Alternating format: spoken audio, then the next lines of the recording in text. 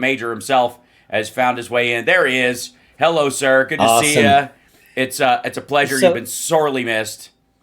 I'm so glad. I'm so glad. I want to give you condolences to you and your family over your father. And man, and I, Thanks. I believe me. I mean, my father's 83, and we're just looking at every single day like it's a blessing, man. Yep. So I just want you Yeah. to know how much that I've been thinking about you and your family, man. I appreciate that. Please don't be nice to me because that's when I start blubbering. I will be able to, I think, at some point in the near future, not respond to people being sweet to me about this without tearing up. But I don't know when that will be. And it was particularly terrible this morning because Chris Peterson, my writer creator of Lab Rats, reached out to me when my dad was when he was sick and I was with him, and then when he died, and he's just been so great. And he sent me a really nice note today, and I just fell apart before the show, and I'm like, I gotta get my stuff up, and I'm running around with, blubbering. So don't be nice to me. I insist. Everybody in the chat room, could you guys just boo me incessantly for a little while? Just troll the shit out of me, because then I'll be able to respond. There are a lot of things to talk about, not the least of which is this. Because we haven't spoken in a while lately. I mean, obviously, if you're out of the loop, and this must be strange for you in being in the middle of your candidacy and working on all this stuff all the time, is that you can be so in the loop of the candidacy and working on the issues you care about that Trump could do a bunch of rando nonsense like he did with his 160 posts between, whatever, 7 and midnight the other night, night before last, where he just lost his mind, just blathering out kind of, and largely fake accounts, by the way, all over Truth Sinkhole. And you'd be like, I missed that part of it. I'm on to the next crazy already. Him falling asleep in the Yeah, cabinet meeting, which was just like Timu, North Korea, where they're all sitting around there going, nice poopy in your diaper, Captain. yeah, Right? It's yeah. so, like, you can miss one day and it's just so much insanity just jam packed in that. First of all, let's catch us up on where you are in the campaign and your thoughts on just kind of the recent, whatever, nut picking you want to do out of this. Well, at the end of the day, the campaign is going really, really well. We haven't filed it yet because Mm-hmm. normally they do this thing where you show up at the office and you file and you have all your friends and family Yes. around you. Yes. But what we're doing is we're going to do something a little different.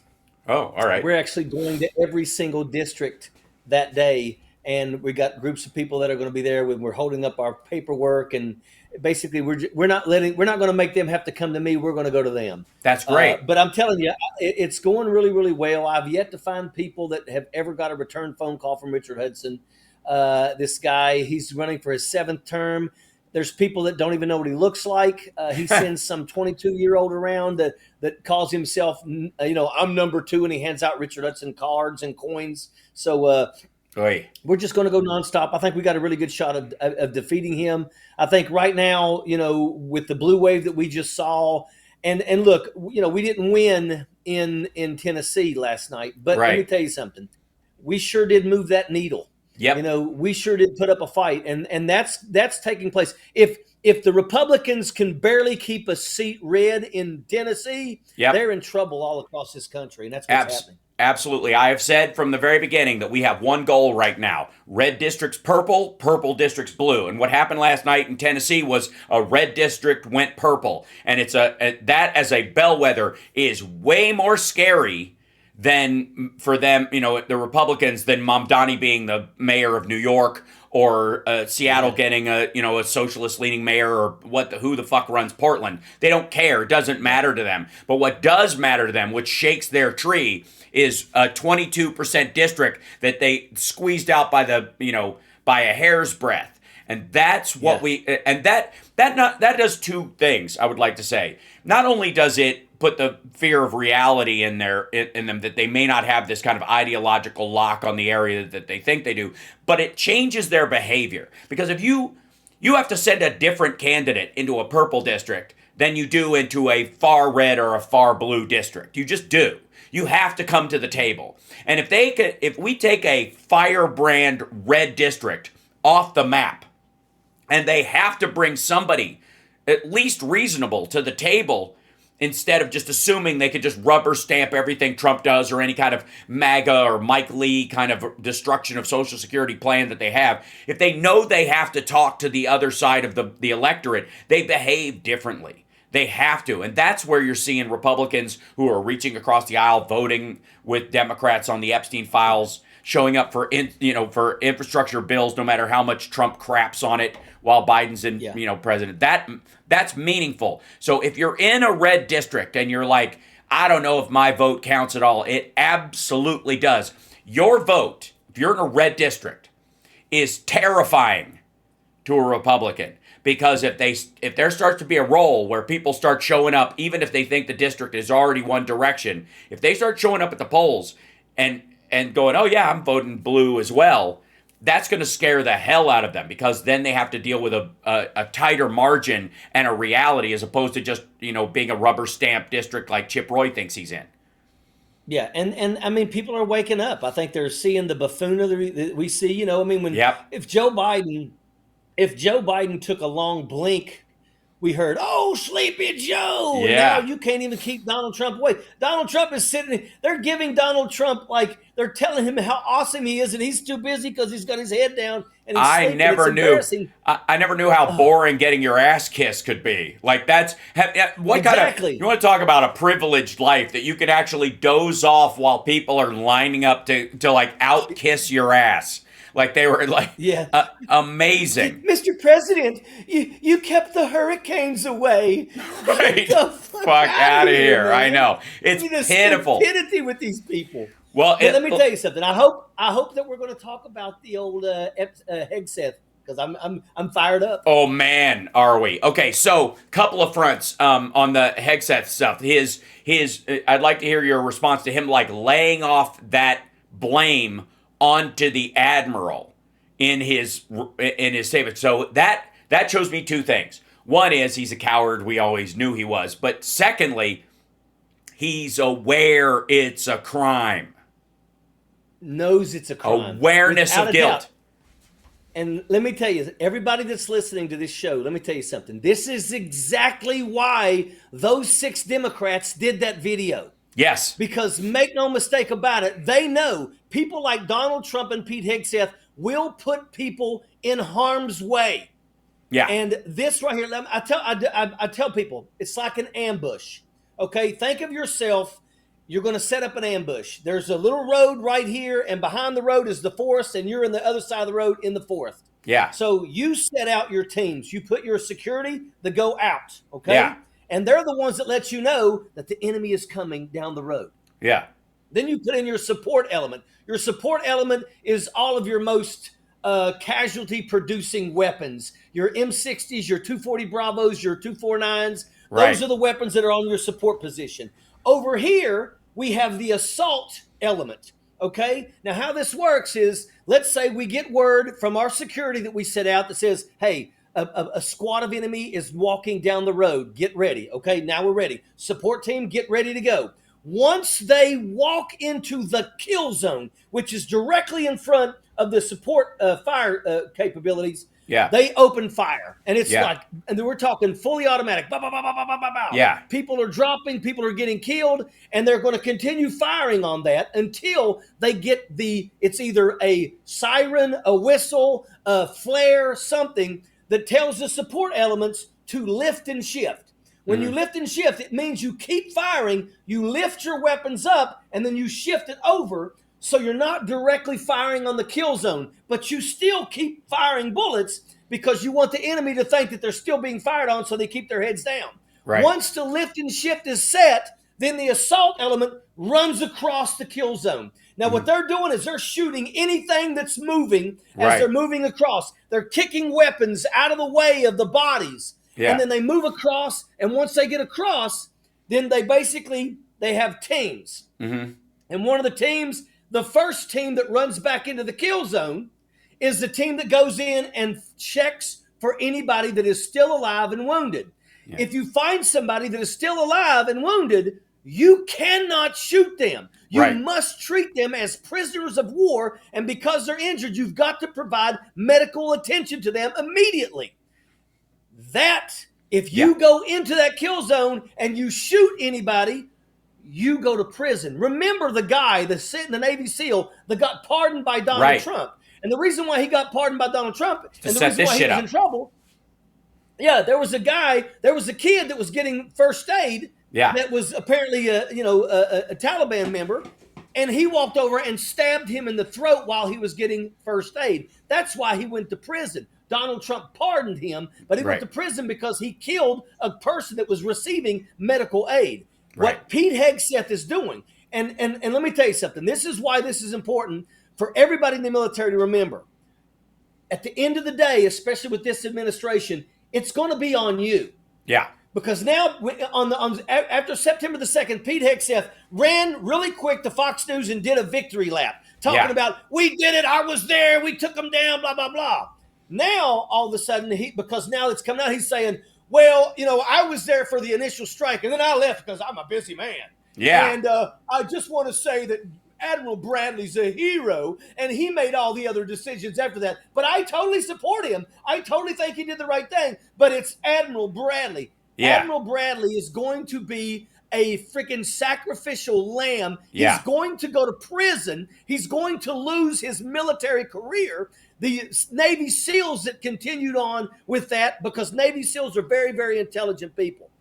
I'm telling you right now, Navy SEALs are people that will impress the hell out of anybody. Right. And they know better. So anybody who participated, Pete Hegseth and them are going to let them be the sacrificial lambs, and they're going to lose their careers over this. So I have a question about the kind of mechanics of this particular kind of a strike, because none of this involved, boots in the water, I guess would be the phrase of it. They were struck.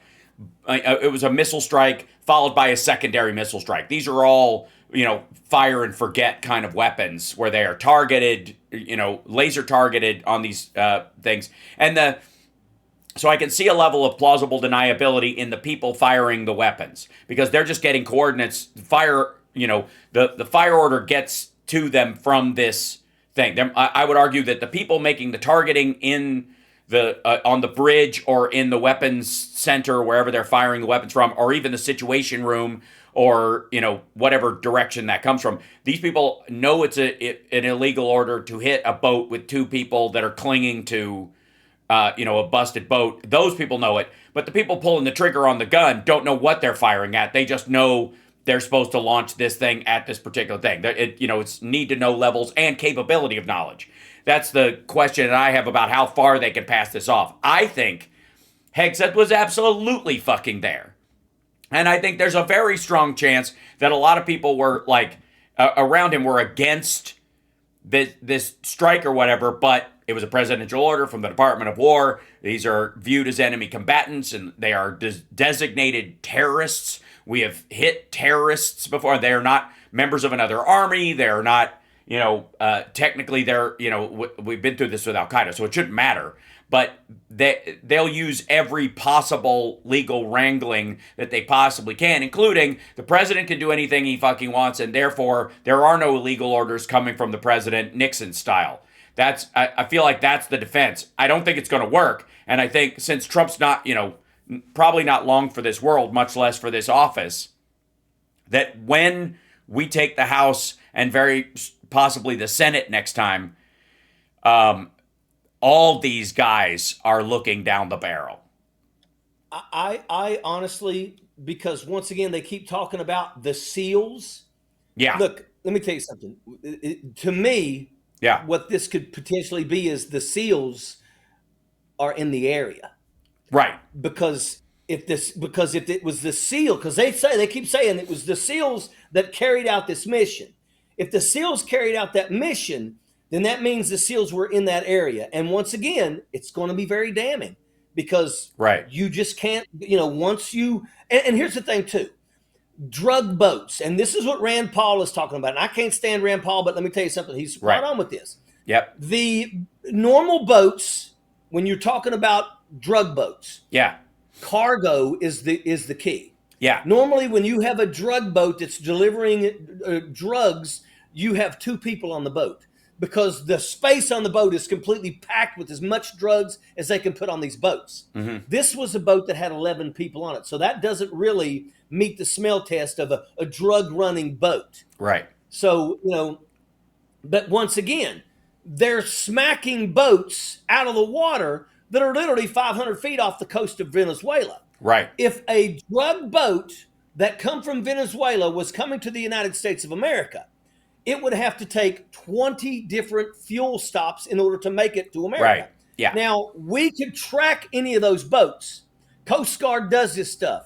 And the thing about it is that you should not be sinking anything until you know without a shadow of a doubt that it is a drug boat and it is coming to America. And you can't find that out 100 feet off of the shore of Venezuela. Right. So this is them basically just schwacking people and then taking credit and acting like they're badasses and beating their chest, saying, look, America's winning again. It's not the truth. What's happening is war crimes are being committed. And these are people that are going to find themselves in front of the friggin' Hague when all this is over. But here's the thing.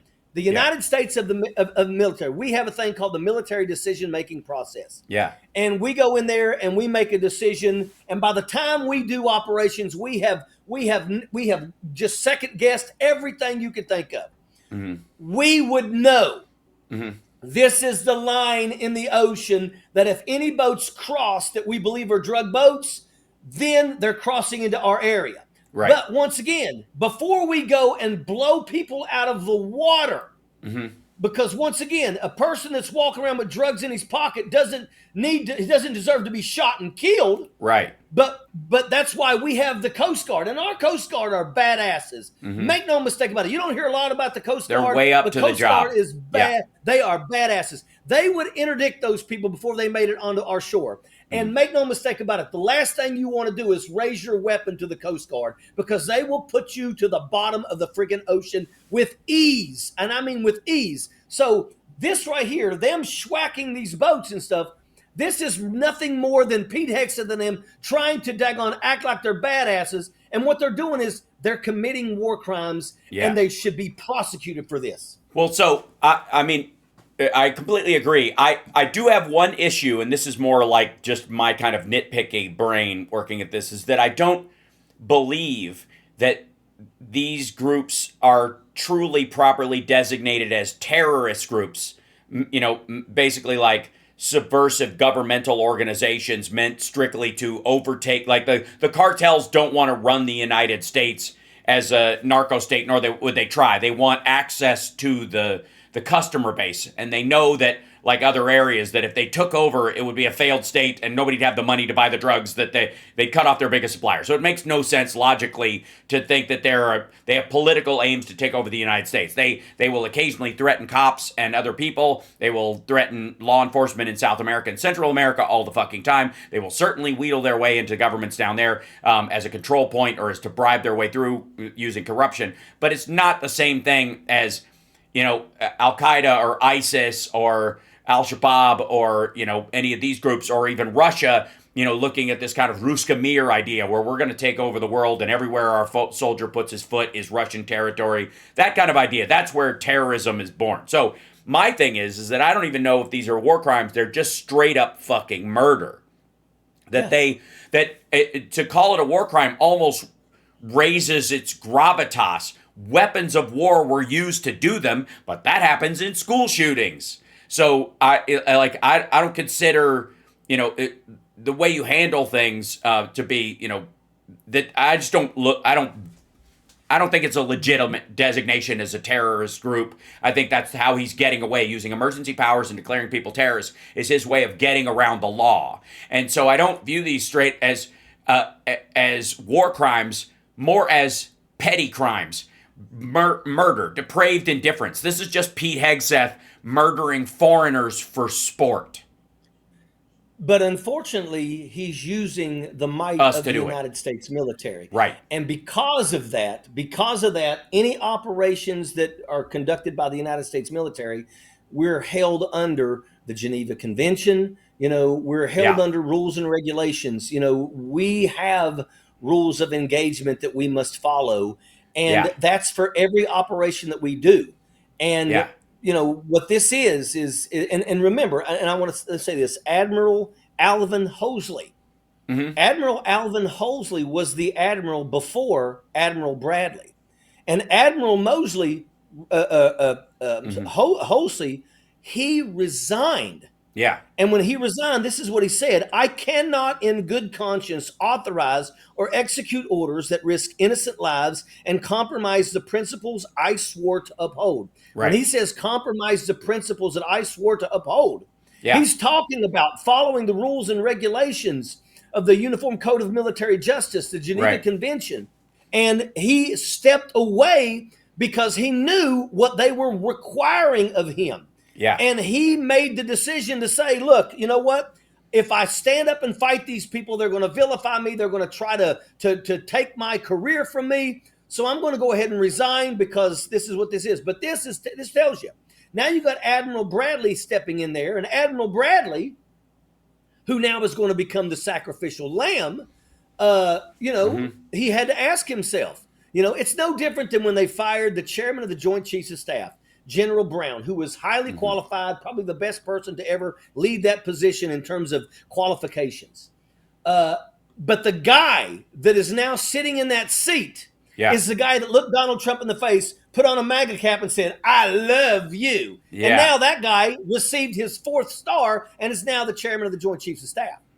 Yeah. So, the thing is that these are people that are only getting these positions because they're willing to do whatever Donald Trump and his administration say.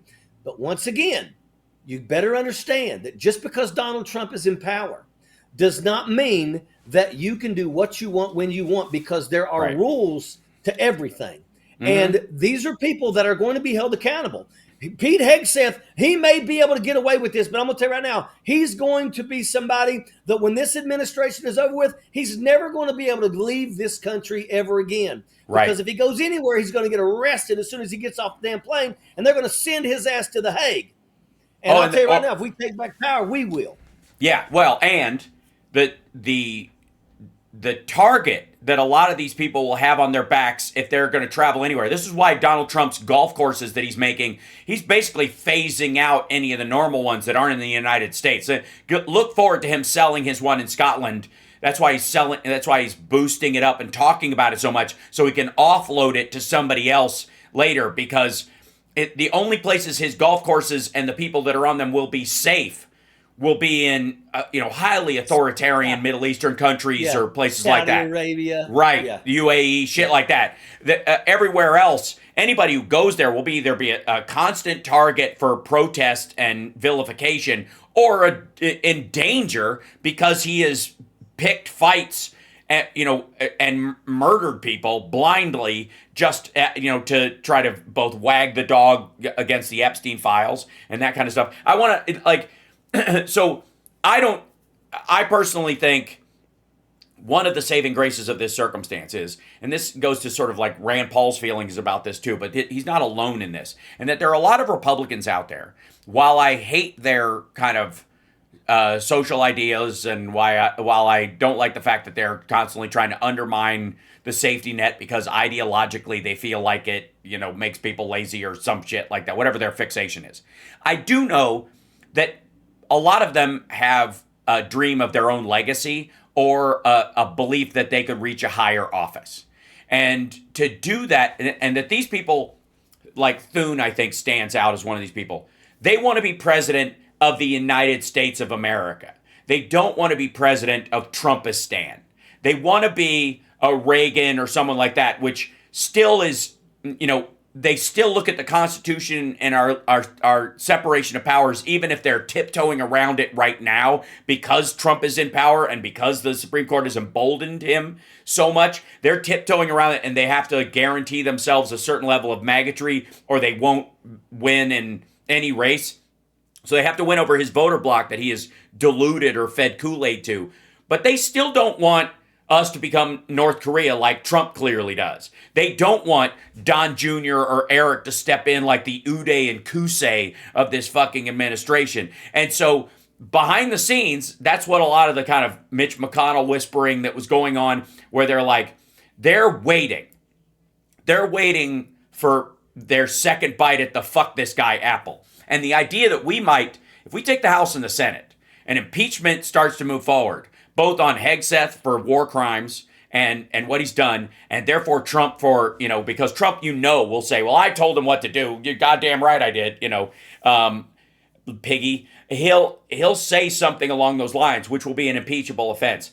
And while I don't count on a mass of them to come to their senses about this, I think there's a very strong chances that we gave Trump every possible out we could, and we're going to be the ones that participate in impeaching him, just like what happened with Nixon, because we're about principle, and they start building their legacy on burning him. And his poll numbers are what tell me that, because he's at 60% disapproval right now. He's like 36% approval rating, and 10% of those folks are just doing it for spite. They're still pissed. They're still watching fucking Candace Owens and all these assholes and raging at Trump behind the scenes, but they won't let you know. So if anybody calls and say, do you support the president? They'll go, you goddamn right I do. Click. This motherfucker's going to get me in trouble. That's what's happening. Yeah. And the Republicans know it too. Yeah, look, Marge the Trainwreck Green has now pulled away. I mean, if you don't think MAGA is in free fall mode right now, you're not paying attention. Right. These people know that and the way you said it was really good. They want to be the president, but they don't want to be the president of North Korea. Yeah. And that's the path that Donald Trump wants us to be on, because that's the only path where Donald Trump gets away with everything and nobody touches him. That's the only way, and it's not going to work. I'm telling you right now, last night, everybody worked real hard to try to flip this seat from red to blue in deep Tennessee. But if in deep Tennessee they're fighting for seats to stay red in deep Tennessee, that means that all across this country, Republicans are in trouble. And we know that. We're seeing that. They may be able to hold on to power in West Virginia and Tennessee and Alabama and Mississippi. But make no mistake about it, there are people waking up every single day. There are people that are now realizing that Donald Trump said he was going to lower the prices of everything, and he hasn't lowered the prices of anything. Right. And people are struggling, and once again, as always, you're spot on. I try. Spot on. I tell you, if your brain, I don't know how it fits in your head, man. The way I look at it, if your brain was as big as I really believe it should be, it'd be like, heed, pants, no. No, right. It's quite pointy in parts. It is true. That's absolutely right. There are a couple of things. I pointed this out when he won the last time, and I put that in air quotes for all the people who think there was shenanigans, and I'm totally fine with that. But they were these two trains on the same track headed towards each other, and they're every fucking where. He promised everyone everything, has no idea how anything works, and thought that his tariff shit, for example, would be a magical solution for all of it. He said in that stupid fucking meeting, that they're bringing in trillions of dollars in tariff money, and that there's going to be this dividend to the American people. He's going to pay the average American, $2,000 or some shit like that, and it's going to come a $5,000 Doge check, a $2,000. Right. Yeah. No. And the funny part about that is that the first people to yell bullshit were maggots and Republicans.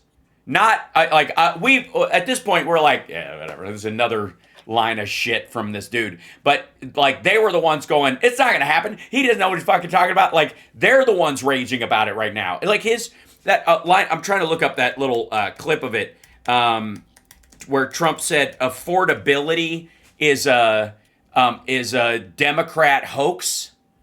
Yeah, this is the quote. Hold on, let me see if I can bring this up, because Jesus Christ, this is him. But our prices now for energy, but for gasoline are really low. Electricity's coming down. And when that comes down, everything comes down. But the word affordability is a Democrat scam. They say it, and then they go into the next subject. And everyone thinks, oh, they had lower prices. No, they had the worst inflation in the history of our country.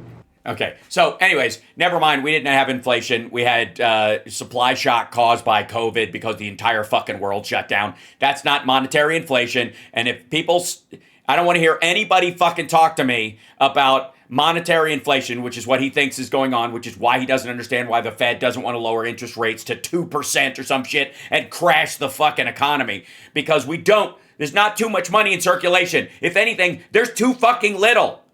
And but the maggots don't understand that, and they're gonna cry money printer goes burr if we do quantitative easing to help the American people, because right now the U.S. dollar is holding up at Argentina, it's holding up fucking Turkey, it's holding up like 6 African nations. Affordability is a Democrat scam, right along with the Epstein docs, and yeah, go ahead. Let me say something here to a lot of people. If you've never ever heard of this, you need to research it. It's called the Patriotic Millionaires. Mm-hmm. There is a group of people that are millionaires that absolutely believe. Now they like having money, and there's nothing wrong with people who have money, but they know that if we continue down this path, the path that we have been on for decades, everything is going to crash. It's not just going to crash for the billionaires. It's going to crash for the millionaires too. So right now, there is a group of millionaires, and if you Google them and talk about Netflix, there's a Netflix documentary about them. But what they believe is that it's time that we now start holding the millionaires and the billionaires accountable. And they're millionaires. Right. They're saying, look, here's the deal. How about we say that after the first $1 million, you got to pay taxes on everything else that you got. For the millionaires. Yeah. Because think about that. If let's say I inherit it's my house. So let's say, I don't know, let's say somebody inherits their parents' home from them. They got to pay taxes on that. There's all kinds of things. You got to jump through a bunch of whistles and bells.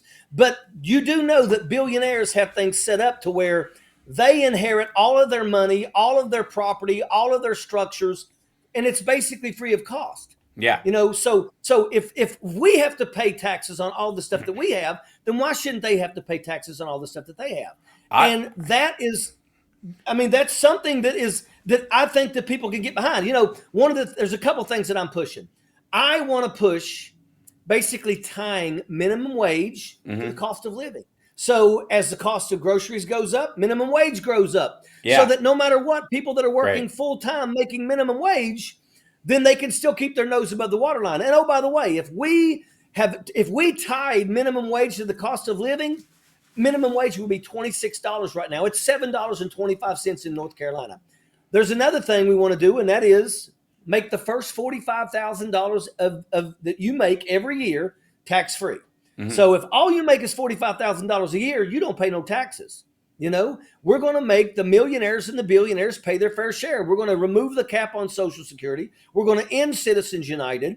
We're going to start holding these people accountable. And if you don't like it, then you can leave. I don't give a shit, but you don't need to be in this country making billions upon billions of dollars on the back of our working class citizens and then think that you could just be like, well, I don't give a shit. I pay them a small amount, and because what they want is they want to pay you the least amount possible and keep your nose on the grind to where you don't get the opportunity to look up and see that they're buying their 6th yacht, their 3rd mansion, and once again, their carve-outs on all the tariffs. Their carve-outs on on all the tariffs for those kind of rich purchases, and he's like full like you can full write off anything you view as business equipment, which means if you take people out on your yacht because you're the fucking Wolf of Wall Street, that's a business expense. That whole fucking boat can now be expensed under Trump's tax plan. So. Here's what I would say. I think there should be, and because farms can have, because of the size of the land and the operation, can have a viewable worth of like $2 million to $3 million, even if they are just getting by a hair's breadth, right? That's the value of the land and the infrastructure and all this stuff around it. So how about this? Anything under $2 million and anything under $3 million with a farm attached to it, there is no inheritance tax. Anybody, because it's an out of the realm number for most people anyways. Like, holy shit, 2 million. If only my parents had 2 million to leave me. But that is the barrier of entry for so many people from the lower middle class to the middle class into financial security forever.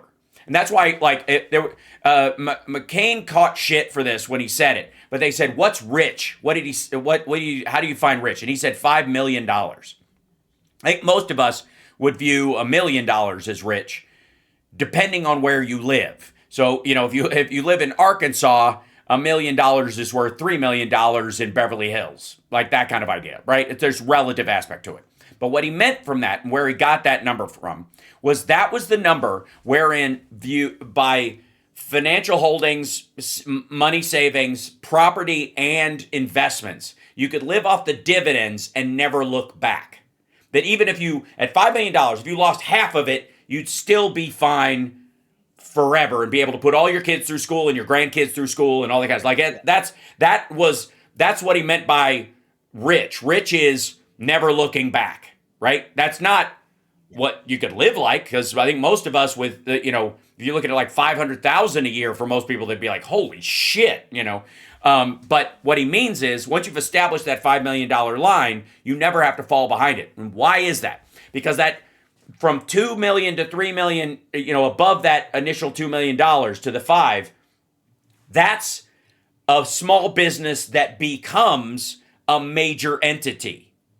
That's when you go from Dick's Sporting Goods to Dick's Sporting Goods. That's when you go from the Bass Pro Shop to Bass Pro Shops. That's that window. And that's where the crab bucket gets shaken by the rich, by the Trumps of the world. They make sure that people in that window who are nipping at their heels, who have great ideas and stuff, can't get the financial security to leverage property and start their own factory and all that kind of shit. And so they shake that fucking bucket and they take everybody who's getting close to that $5 million line for all their businesses, all their holdings, all their homes and everything, and make sure that they fall back down so that they can never compete with the 10 million and the 50 million and the 100 million and the billionaires. The billionaires want to make sure that anybody who's near that $5 million line, and most of us, like, that's a huge line for us. Like, holy shit, if I could one day get a nest egg worth that, oh my God. But there's lots of people in that window, and they all get wrecked on the regular by the billionaire class. More than, we're pretty good state to state, city to city. There's differences. Obviously, Louisiana doesn't give a fuck, but California does, about taking care of people with SNAP benefits and those kind of things and making sure that's there.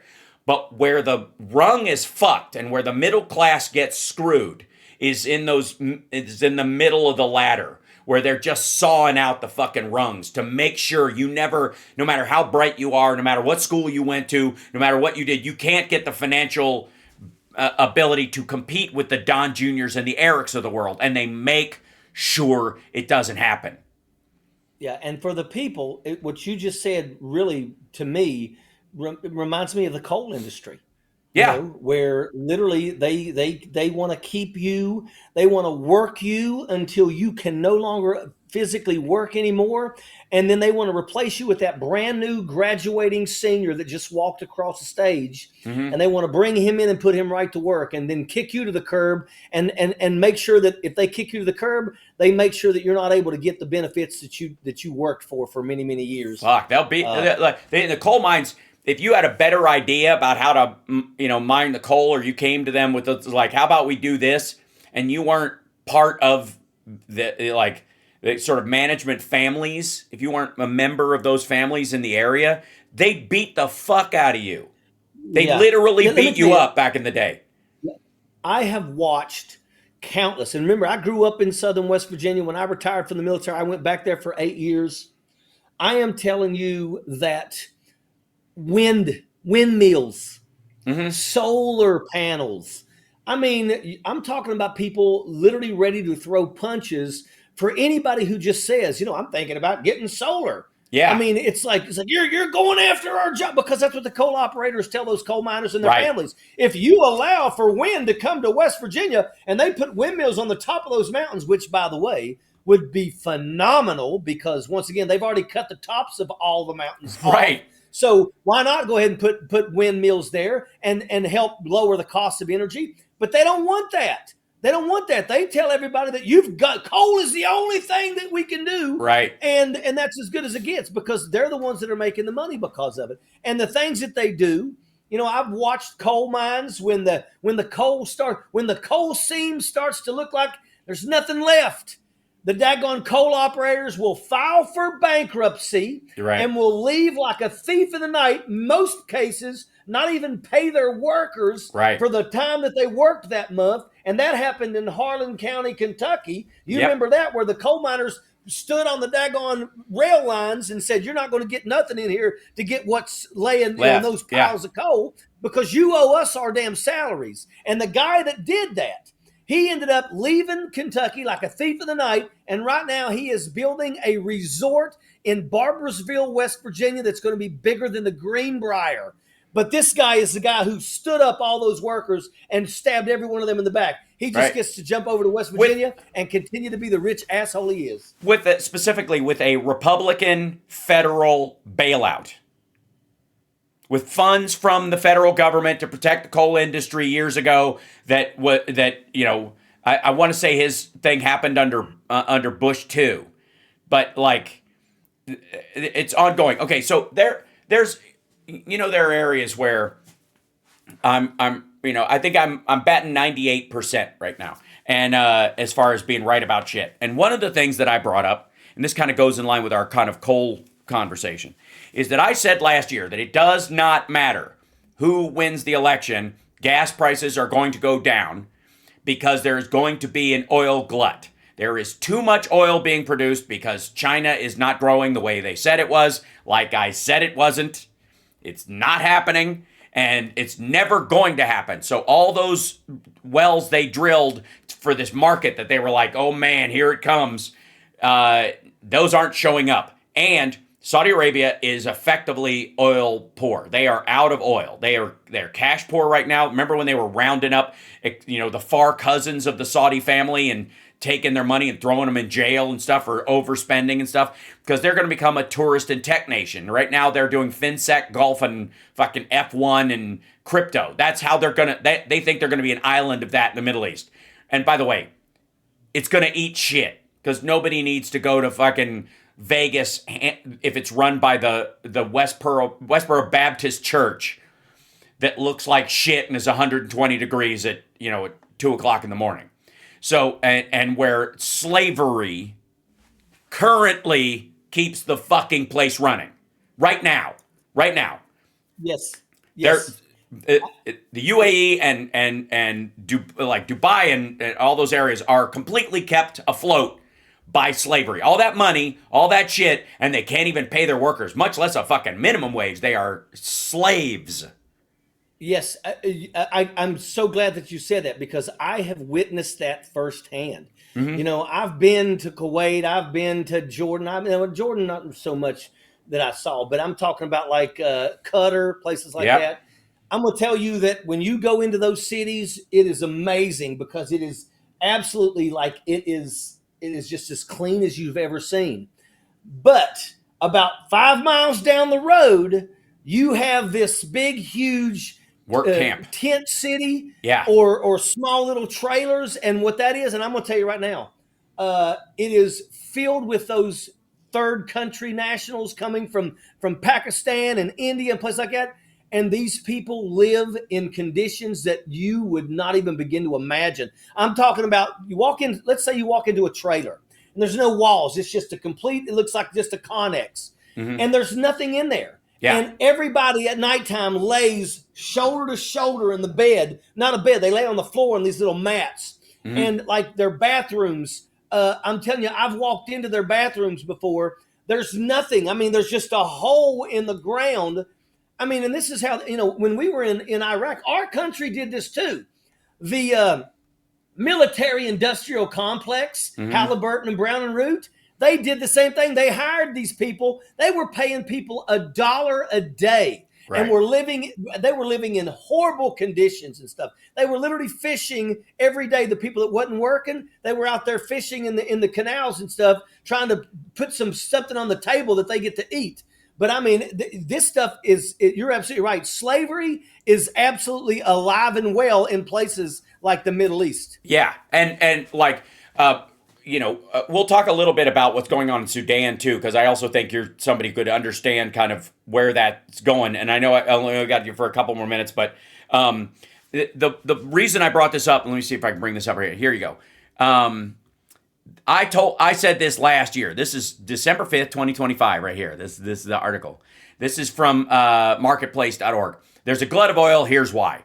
Here's Market Watch. Why oil producers are adding to global supply glut despite low crude prices. Because they don't have a fucking choice. That's why. These are resource-based economies. They cranked these wells to get them running for this market that never emerged. And even with Russian oil being cut out of the world market, even with war in the Middle East, even with the Saudis basically running dry, even with Venezuela, there's basically being an embargo around Venezuelan oil right now because our ships are blockading their, the area to keep Russian ships getting Venezuelan oil and taking it out of there.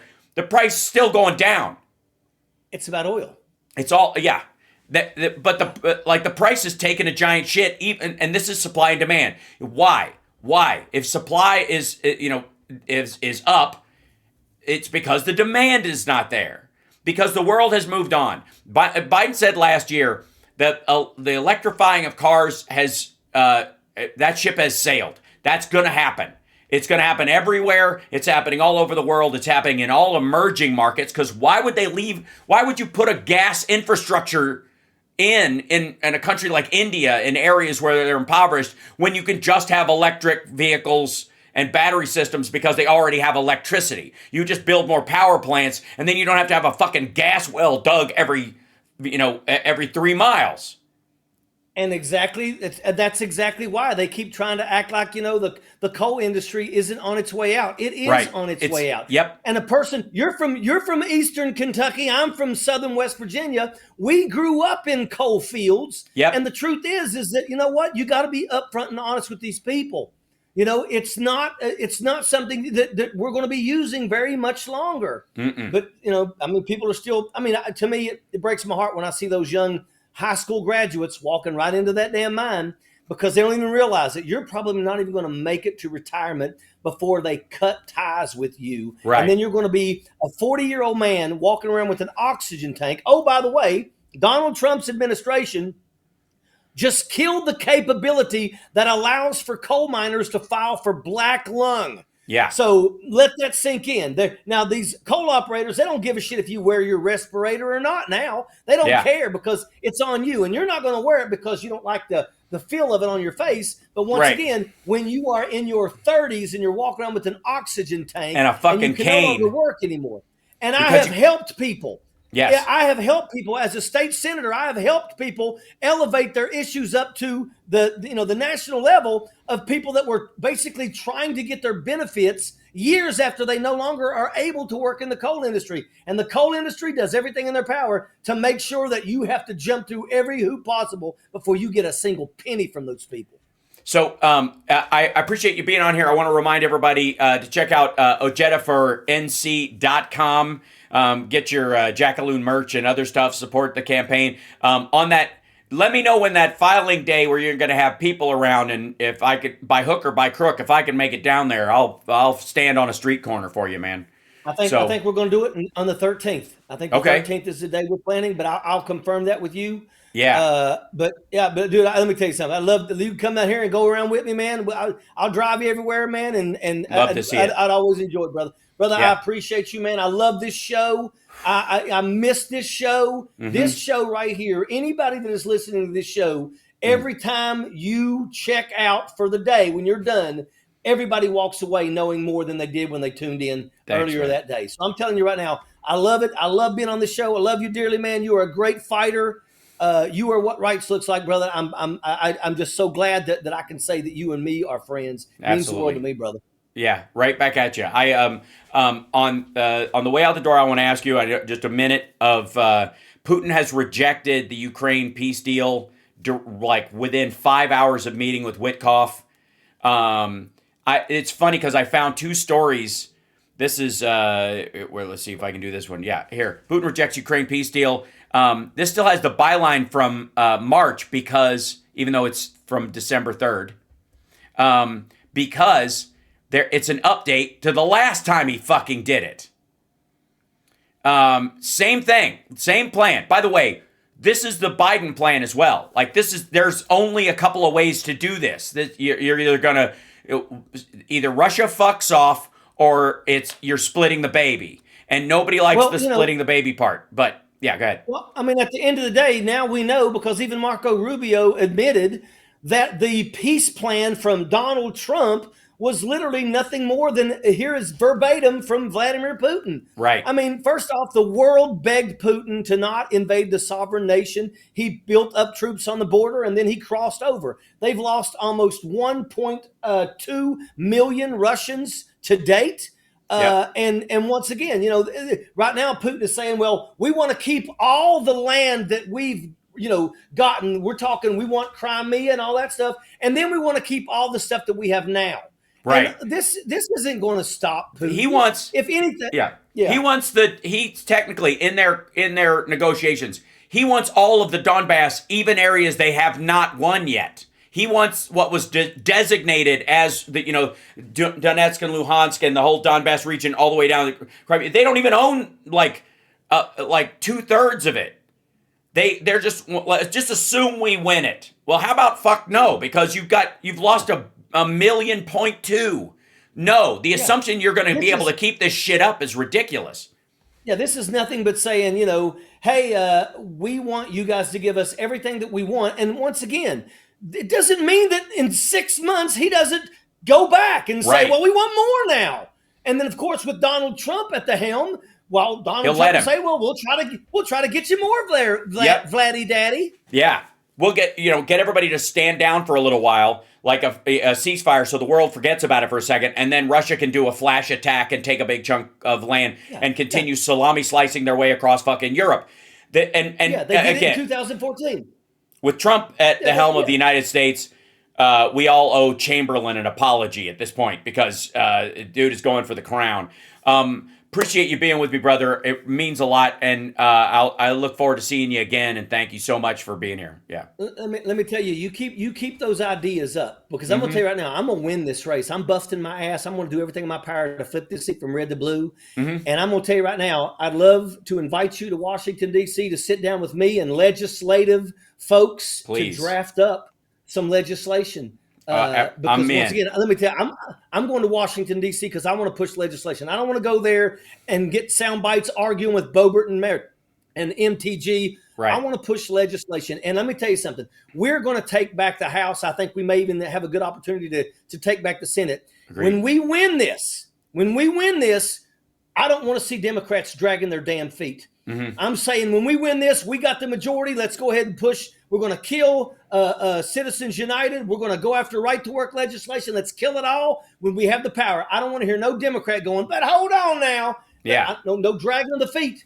We're going to take this country back. We're going to put checks and balances back in place. We're going to create a presidential crime commission to make sure when a president is in office, if they break the law, they can be held accountable, prosecuted, and removed. And that's what needs to happen. As the chief law enforcement officer of the United States of America, they should hold the highest standard, not be able to circumvent the law like the mayor's fucking kid in some southern town.